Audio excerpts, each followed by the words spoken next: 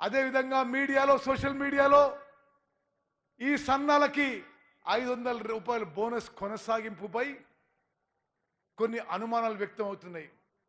నిస్సందేహంగా ముఖ్యమంత్రి గారు, ఉప ముఖ్యమంత్రి గారు అందరి ఆమోదంతో ఈ సన్నాలకి ఈ రబీ పంటలో కూడా ముందు కూడా 500 రూపాయల బోనస్ కొనసాగుతుందని చెప్పి నేను ఈ సభాముఖంగా మనవి చేస్తున్నాను.